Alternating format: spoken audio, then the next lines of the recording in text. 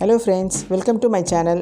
நாம இன்னைக்கு ஒரு ஸ்வீட் ரெசிபி தான் பார்க்க போறோம். இது ரொம்ப சிம்பிளா ஈஸியா செஞ்சிடலாம். வாங்க இது எப்படி செய்யலாம்ன்றதை பார்ப்போம். பாருங்க நான் ஒரு 1/4 கப் கடலை பருப்பு ஒரு 3 மணி நேரத்துக்கு முன்னாடி ஊற வச்சிட்டேன். 3 மணி நேரம் ஊறிடுச்சு இது. நல்லா கழுவி சுத்தமா எடுத்து வச்சிக்கிட்டோம். இப்போ நம்ம வந்து ஒரு பவுல்ல வந்து அந்த கடலை பருப்பை போட்டு ஒரு 4 கப் அளவுக்கு தண்ணி விடுங்க. ஒரு 4 கப் அளவுக்கு தண்ணி விட்டுறலாம். அதில் கடலைப்பருப்பு கொஞ்சம் நேரம் வேகணும். ரொம்ப நேரம்லாம் வேக தேவையில்ல. 10 நிமிஷம் வெந்துடும். 10 நிமிஷத்தில் பருப்பு வெந்துடும். ஏன்னா ஊற வச்சுருக்குது, அதுக்காக தான் சீக்கிரமாக வேகணுன்றதுக்காக.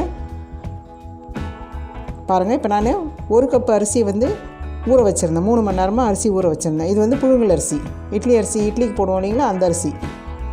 நல்லா ஊறி இருக்குது, கழுவி வச்சுருக்கேன். இப்போ நம்ம வந்து இது மிக்ஸி ஜாரில் போட்டு நல்லா ஃபைனாக பேஸ்ட்டாக அரைச்சிக்கலாம்.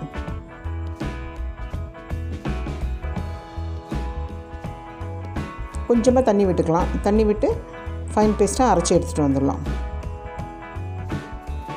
பாருங்கள், இப்போ நம்ம பருப்பு வச்சு ஒரு 10 நிமிஷம் தான் ஆகுது. பருப்பு வெந்துருச்சு. இதை கையில் எடுத்து பாருங்கள், நல்லா ஸ்மேட்ச் ஆகுது. இப்போ இதை அரைச்சி வச்சுருக்க அரிசி மாவை இதில் சேர்த்துடலாம்.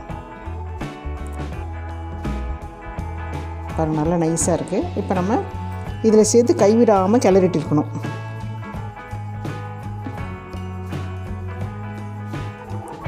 அரிசி மாவு ஊற்றினோடனே கைவிடாமல் கிளறுங்க. இல்லைன்னா அரிசி மாவு அங்கங்கே கட்டியே உருண்டை நின்றுடும்.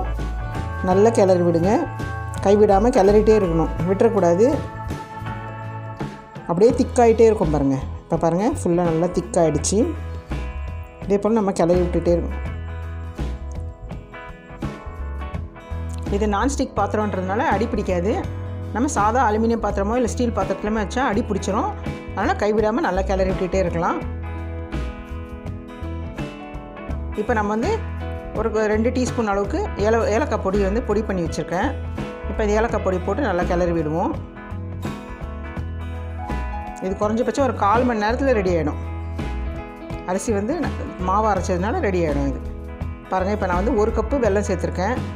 எனக்கு இது வந்து ஸ்வீட் கொஞ்சம் கம்மியாக இருக்கட்டும்ன்றதுக்காக வெல்லம் கம்மியாக சேர்த்துருக்கேன். உங்களுக்கு ஸ்வீட் இன்னும் கொஞ்சம் கூடுதலாக வேணும்னா இன்னொரு 1/2 கப்பு 3/4 கப்பு சேர்த்துக்கலாம். நல்ல ஸ்வீட்டாக இருந்தாலும் நல்லாயிருக்கும். நல்ல வெல்லம் கரையிற அளவுக்கு நல்லா இது பண்ணி விடலாம், கிளறி விடலாம். இந்த வெல்லத்தில் வந்து மண்ணெல்லாம் இருக்காது, க்ளீனாக இருக்கும். அதனால் நான் அப்படியே போட்டிருக்கேன். உங்களுக்கு மண்ணெல்லாம் இருக்கிற மாதிரி இருந்தால் நீங்கள் வந்து திக்காக கொதிக்க வச்சு அந்த வடிகட்டி ஊற்றிக்கலாம். பாருங்கள், நல்லா கட்டி ஆகிடுச்சு. இப்போ நான் வந்து 1லேருந்து 1.25 கப்பு இருக்கும் அந்த தேங்காய் துருவி வச்சுருக்கிறது. நான் தேங்காய் நிறைய சேர்த்துருக்கேன். தேங்காய் நிறைய சேர்த்தா நல்லா ருசியாக இருக்கும். உங்களுக்கு வந்து தேங்காய் வந்து குறைவாக சேர்த்துக்கணுனாலும் குறைவாக சேர்த்துக்கலாம். நான் வந்து அந்த அரிசி மாவுக்கு ஈக்குவலாக தேங்காய் சேர்த்துருக்கேன்.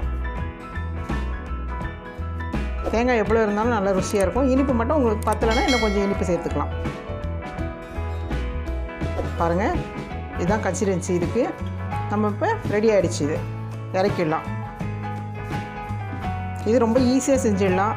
என்ன, அந்த பருப்பு கொஞ்சம் நேரம் ஊறணும், அரிசி கொஞ்சம் நேரம் ஊறணும். அந்த 3 மணி நேரம் ஊறுற டைம் தான். மற்றபடி ஒரு 1/2 அன் ஹவரில் ரெடி பண்ணி இறக்கிடலாம். எல்லாேருக்கும் விரும்பி சாப்பிடுவாங்க. நீங்களும் இதை ட்ரை பண்ணிவிட்டு எனக்கு கமெண்ட் பண்ணுங்கள்.